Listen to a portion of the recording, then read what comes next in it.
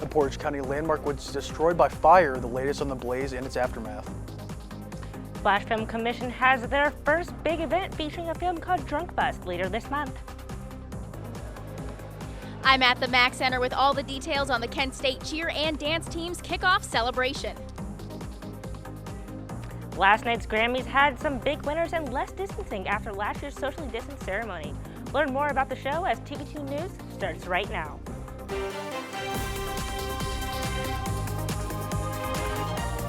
This is TV2 News.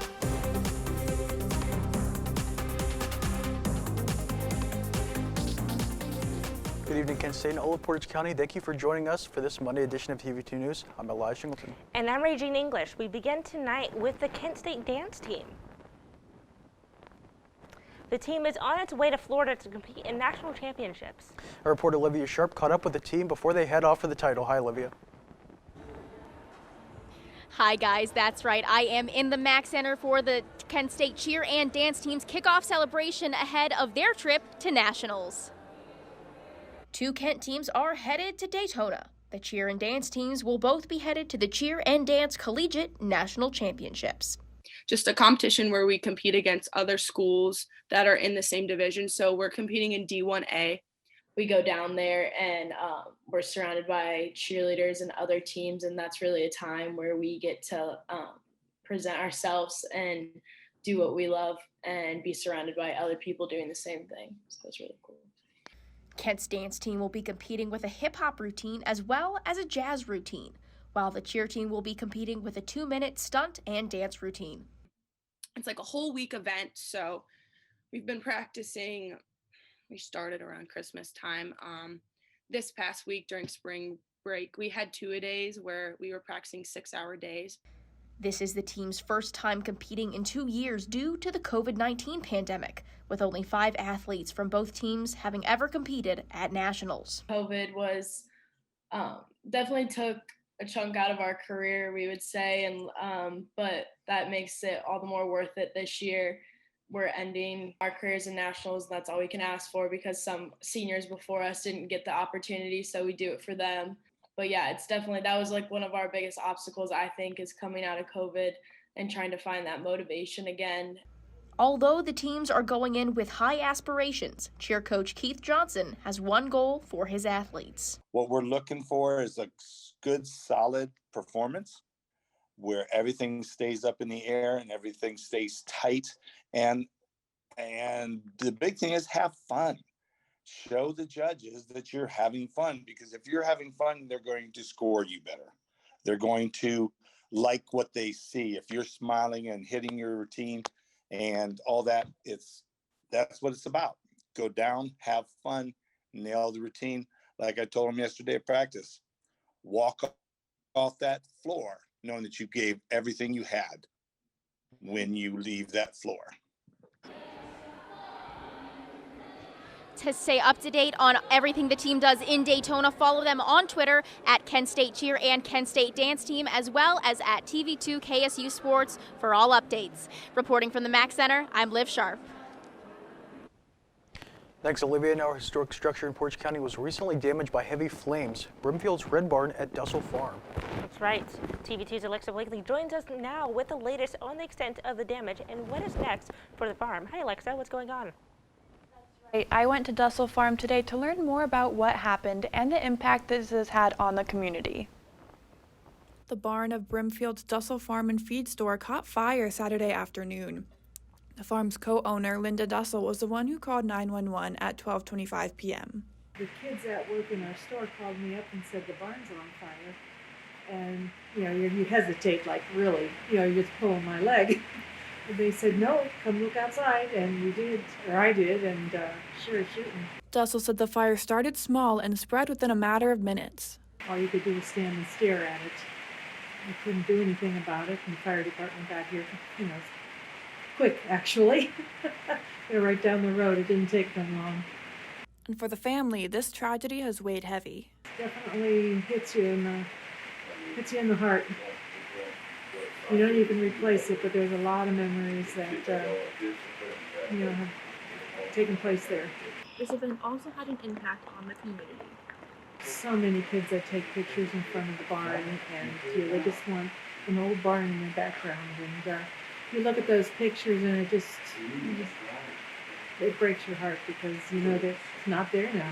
The family was impressed with their community's outreach and support. Big thanks to everybody who came and helped. We had 8 fire departments here, and it was just, melts your heart knowing that everybody came and chipped in and did what they could. But despite the damage, the family is already planning for the future. And keep things going the way we have been, hopefully. It won't look the same by any means, but we're planning on, doing the same as we have been. No animals or staff members were harmed in the fire. For TV2 News, I'm Alexa Blakley. Thank you, Alexa. Now moving to Kent State News, the university will be providing expanded training for Ohio peace officers through a partnership with 4 other institutions throughout Ohio. The Ohio Peace Officer Training Academy will provide advanced conflict resolution training to current police officers and issue certificates for graduates of the program. Proponents of the program say it will reduce costs for law enforcement agencies and provide local access to this training. Today is the deadline to register to vote in the May 3rd primary, which includes all races except for those of state representative and state central committee. Those who are 17 years old and will be 18 years old prior to November 8th may vote on candidates only except central committee candidates. In the May 3rd primary election, those who have recently moved or changed their name will need to update their voter registration. Portage County voters will likely see 2 primary elections. Early voting is expected to begin Tuesday at the Portage County Board of Elections through May. Local production company The Slow Mutants will premiere its latest movie, Helvan, on April 15th at the Kent Stage. The movie was self-financed and produced over the last 5 years. The 82-minute film was shot in and around Kent. The story takes place in a small town in Texas in the late 1980s. It features an original soundtrack by local artists including Wall Creeper, Nervous Aggression, Cheap Heat, and members of both Dink and Bonk. Helvan is an adult-oriented movie with gore, violence, language, and nudity. Although not rated, it is recommended for mature audiences. There are 2 screenings on April 15th at 8 p.m. and 10 p.m. Tickets are $20 and can be purchased at the Kent Stage. And moviegoers can also see another Kent-inspired film showing soon, as the Flash Film Commission, previously known as Kent State Independent Films, will screen Drunk Bus. Starring Charlie Tahan, Drunk Bus is a feature film that is inspired by experiences on a Kent State campus bus. The commission will host a screening in April 9th in the D.I. Hope Theater, followed by panel discussion with the film's directors. Tickets are required and can be purchased at the door or in advance for students in Franklin Hall's Student Media Office. And the Cleveland Orchestra announced it will be returning to Blossom Music Center this summer for its summer concert series. The orchestra will host the 2022 Blossom Music Festival this summer, which will feature 10 weeks of concerts, picnics, and other events at the Blossom Music Center in the Cuyahoga Valley National Park. The festival will run from the 4th of July to Labor Day weekend, ending September 4th. Pavilion event tickets for adults are $25 for adults and $15 for students and children. Lawn tickets are also available for purchase starting today.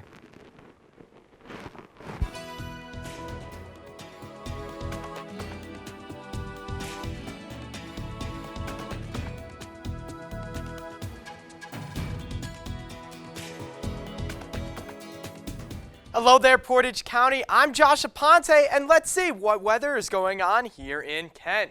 So right now we are sitting at 44 degrees and it's cloudy outside, and all day today it was raining on and off and on and off. I forgot my umbrella at home, so it was quite wet out there.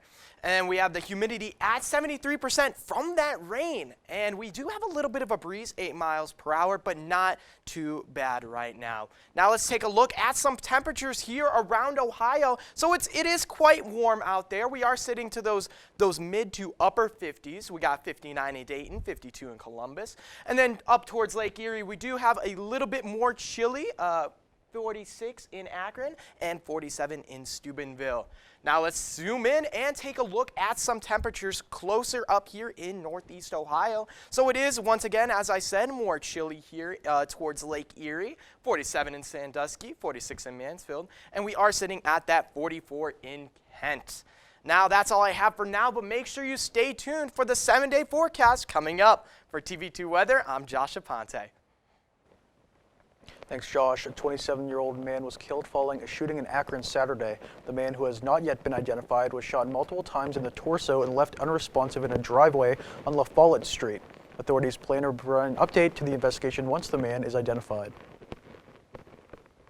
A 13-year-old male was arrested for his alleged role in the attempted carjacking of a 27-year-old woman who was punched and shot at on Saturday afternoon. According to the Akron Police Department, the victim was unloading their car of groceries when the attempted carjacking occurred. The teen was located near the car and taken into custody at the Summit County Juvenile Detention Center. They were arrested for aggravated robbery and theft. The Ohio Highway Patrol is investigating after a car crashed into an ODOT truck on I-480 West in Cleveland. The crash occurred around 1 a.m. this morning while crews were filling potholes on the roadway. Authorities said the driver's vehicle collided with the crew's vehicle and caught fire. The driver and a worker both suffered minor injuries, and the driver was cited for the incident. Airlines have canceled over 3,000 flights this past weekend, and more is to be expected. Find out why after the break. And cybercrime is increasingly common, and so are the protection measures in place to deter it. The U.S. and its new initiative to keep people safe online.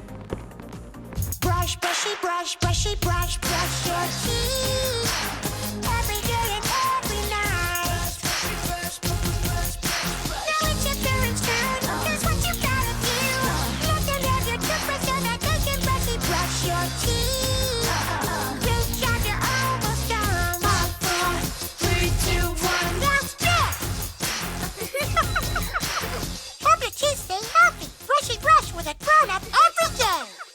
Jimmy can't sing, and Tommy can't dance. so we're gonna put some ants in their pants. Aww. Kids will spend 22 minutes watching us, the super duper party troopers, singing about ants in their pants. Isn't that funny? Ants in their pants, they've got ants in their pants, they've got ants in their pants. Brushing for 2 minutes now can save your child from severe tooth pain later. 2 minutes, twice a day. They have the time. Welcome back. Now, the COVID-19 pandemic has caused many challenges in the medical world, and the Cleveland Clinic is now saying the pandemic is impacting the diagnosis of autism in children. Experts say that the isolation caused by the pandemic has led to less interactions between children, making the condition harder to diagnose. Autism impacts 1 in every 44 children and can often be seen when children interact socially with others. Experts say other signs can be children not responding to their name and limited communication. Ohio Governor Mike DeWine announced a new plan to combat gun violence in the state. The state will roll out a new program called the Ohio Ballistic Testing Initiative, which will provide law enforcement agencies with new technology that can analyze and compare pieces of firearm-related evidence. Under the new program, the Ohio State Highway Patrol and the Ohio Bureau of Investigation will each receive $10.5 million to purchase new units of this technology. This purchase will increase the number of units in Ohio from 7 to 16. The short white lines on the side of the road of the highways are easy to miss, and as they're painted in 1/4-mile intervals and zip by when you pass them at a speed, they go by even faster if you're speeding. They're soon to be a thing of the past as the Ohio State Highway Patrol's aerial enforcement unit shifts to digital technology. By the end of the year, Highway Patrol pilots will be able to help local law enforcement catch speeders on any road in the state. The political tension over Ohio's redistricting is continuing this week as members of the redistricting committee are arguing why they should not be held in contempt of court. The committee is being sued in the Ohio Supreme Court for failing to produce constitutional maps after multiple proposed maps were rejected by the court over illegal gerrymandering concerns. Most recently, the commission rejected third-party maps in favor of another model of partisan maps that favor the GOP. And this is a big week for consumers as headlines are emerging from the world of travel and economics. TV2's Jason Cohen has the details on how these headlines may impact you and your wallet. Hello, Jason. Hi guys, there is a lot of news for American consumers to be aware of. Although spring break is winding down for most people, Cleveland Hopkins International Airport says they saw record-breaking travelers this year. Airport spokesperson John Hogan says the past few weeks were comparable to spring break 2019 travel levels, and Friday even surpassed 2019. Flights are around 90% full. This is due to business travel increasing, as well as the enhanced desire to travel after months of quarantine during the COVID-19 pandemic. Airlines canceled over 3,500 U.S. flights this weekend and delayed thousands more due to weather in the southeast, as well as technological issues. By Sunday, these issues appear to be mostly solved. However, some delays are still occurring. Due to ingredient concerns, the FDA says 2 types of Disney-themed hand sanitizers have been recalled by the third-party manufacturer Best Brand. On the front of the bottle, one features Baby Yoda and the other features Mickey Mouse. Test results revealed a carcinogen called benzene in the Baby Yoda product and methanol in the Mickey Mouse version, which can cause severe health issues. Consumers who have the hand sanitizers should stop using them and discard them immediately. General Motors issued a recall for some of its vehicles due to issues relating to windshield wipers. Recalls include 2014 and 2015 model Chevy Equinoxes and GMC Terrain cars. There are over 680,000 of these cars, and according to the company, the wipers' ball joints have been wearing away to the point where they may fall off.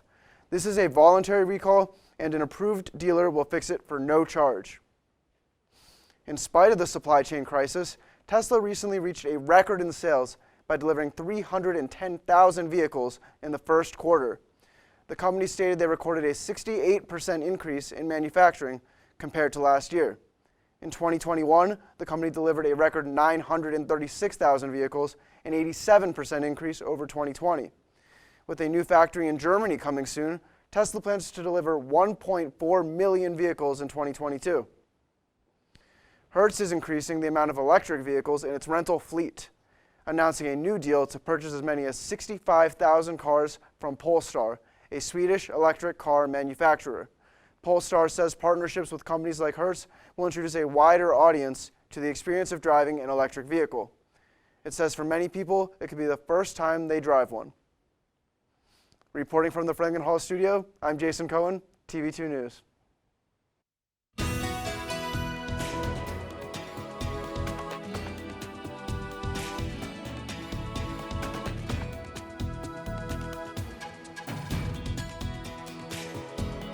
Welcome back, Portage County. Now let's take a look at what weather we're going to be having later here in Kent.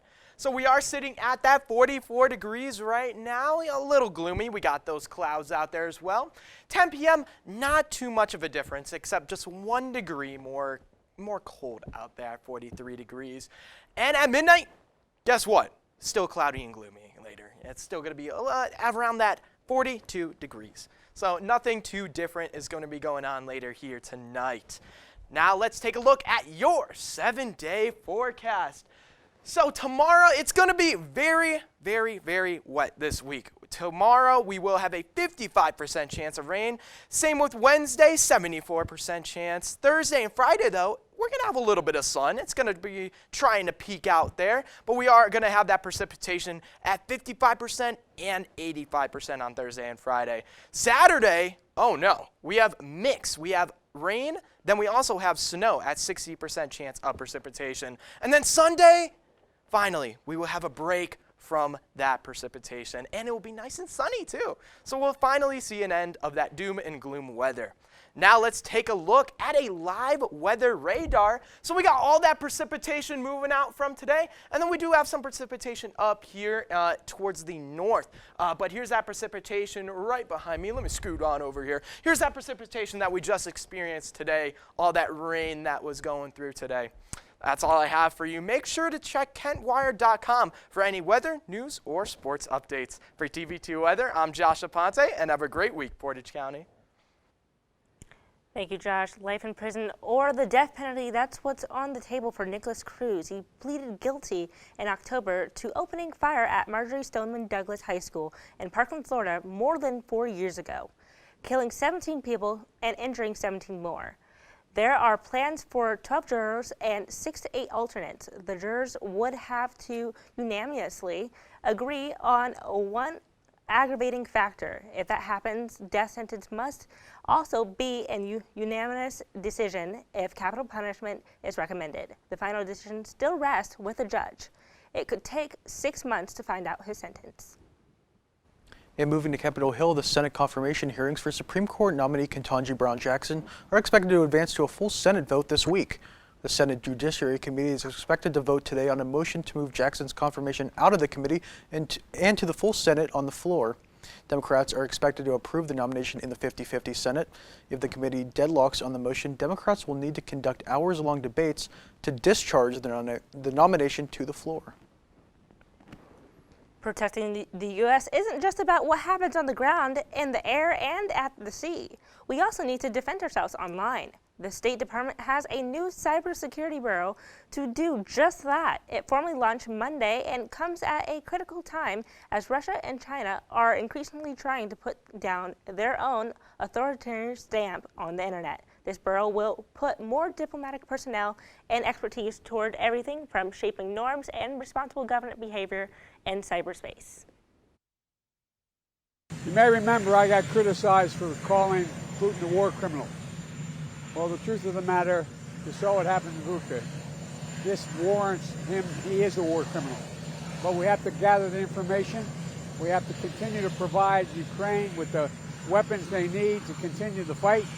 And we have to gather all the detail so this can be have a war crime trial. As Russia continues its assault on Ukraine, Ukrainian President Zelensky is accusing Russia of genocide on the Ukrainian people. Zelensky and other Ukrainian officials have asserted that Russian troops have killed hundreds of civilians in the country, while the Kremlin denies this allegation. Ukrainian prosecutors also announced they are investigating alleged war crimes in the region committed by Russia and its troops. Coke lovers, there's a new flavor and it's a little weird. Stay tuned to the show to find out what it is. Over the weekend, the Kent State baseball team welcomed a nationally ranked opponent to Schoonover Stadium. Find out who and how the Golden Flashes fared right after this.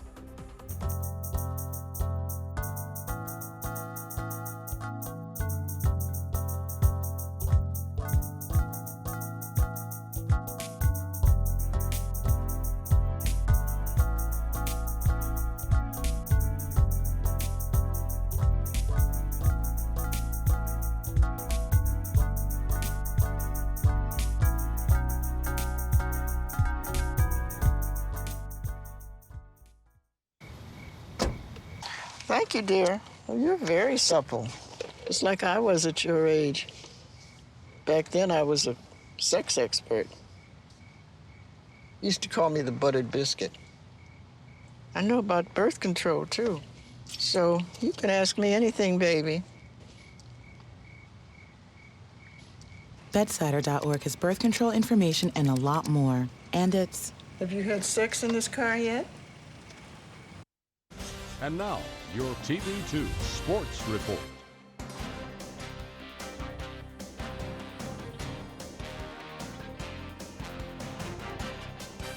Good evening, ladies and gentlemen. I'm Matt Corrali, and here is a look at the wide world of sports in Portage County and beyond. We start tonight at Dick Stadium as the Kent State lacrosse team took on their arch rivals, the Akron Zips, and took home a 10-9 win in thrilling fashion Saturday afternoon. In a very physical matchup that saw momentum shift between the two teams, junior Kenzie Sklar scored the go-ahead goal with 15 seconds left to win it for Kent State.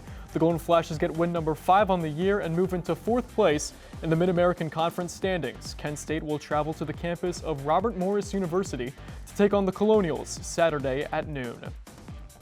After dropping their first 2 games against 25th ranked UConn on Friday and Saturday, the Kent State baseball team took home a 5-4 home win against the Huskies. 2 Golden Flashes went yard in the contest as right fielder Justin Kirby and third baseman Kyle Jackson each hit home runs for Kent State. Pitcher Max Ripple shined on the mound as the senior came out of the bullpen and retired all 7 batters he faced to seal the deal for the Golden Flashes. Kent State will look to keep their winning ways going tomorrow afternoon at Pitt. Taking things off campus, the Kent State softball team hit the road to take on Ball State and got swept in a 3-game series by the Cardinals. They lost both games of a Friday doubleheader by 3 runs and got mercy ruled in Saturday's affair by 8 runs as Ball State hit 2 home runs in the bottom of the 5th, ending the game. The Golden Flashes will look to bounce back against Central Michigan in a home series on Tuesday and a Wednesday doubleheader. Finally tonight, the NCAA Men's Basketball National Championship game will tip off later tonight between 1-seeded Kansas and underdog North Carolina. Now, with all the hype surrounding the Duke-UNC matchup on Saturday, some experts believe that North Carolina had their sights focused on beating Duke and ending Coach K's final season more than winning a title. And with a Jayhawk team that is coming into tonight's game flying under the radar, I'll take Kansas to finally bring a title back to Lawrence by the final score of 84-77. And that will wrap things up for us at Sports. For more TV2 sports coverage, make sure to stay tuned for Sports Corner right here on KentWire.com at 8 and follow us on all social media at TV2 KSU Sports. For TV2 Sports, I'm Matt Corrali saying whenever the ball flies in the air, TV2 Sports will be there. Good night. Sunday was one of the biggest nights in music. Did your favorite artist win big? Find out when we come back. To Maddie. Congrats on paying off all those student loans. Finally, right? How'd you manage that anyway? I started tracking my spending, changed a couple of habits. Wow, I'm kind of living paycheck to paycheck right now. I don't even know how I'm doing it. Well, have you tried saving a little? I want to, but where's that money gonna come from? Bill collectors, they're the worst. Am I right? When it comes to financial stability, don't get left behind. Not home. Get tools and tips for saving at feedthepig.org.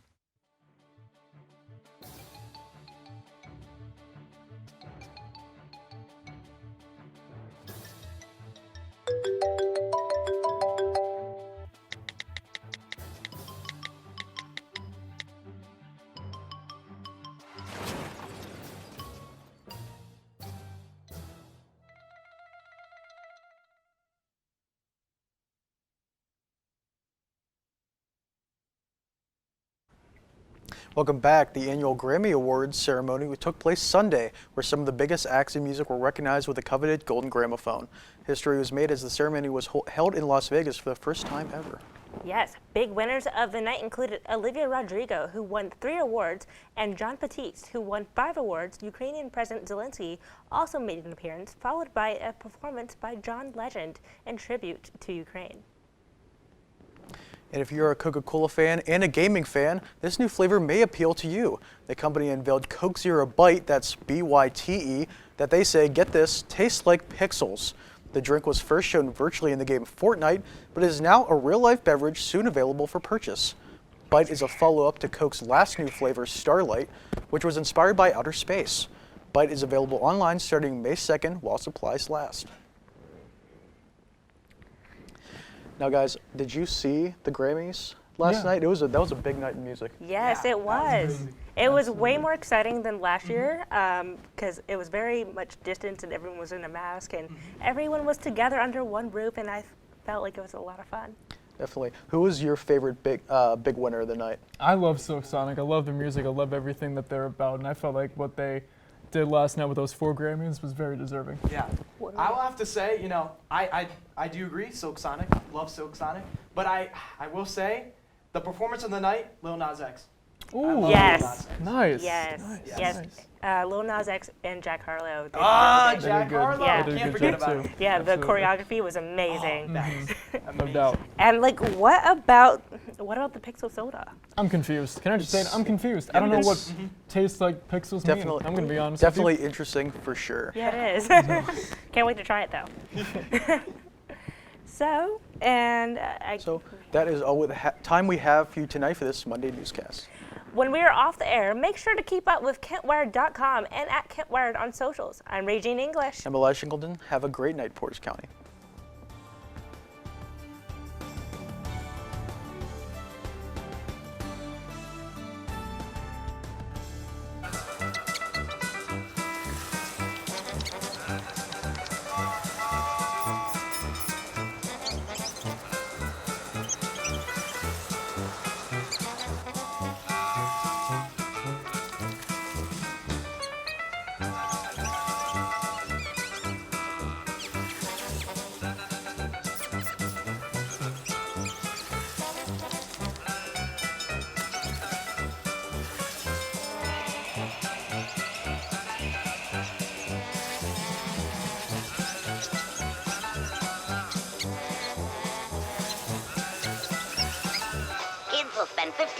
watching online videos like this one. Brushing for 2 minutes now can save your child from severe tooth pain later. 2 minutes, twice a day. They have the time.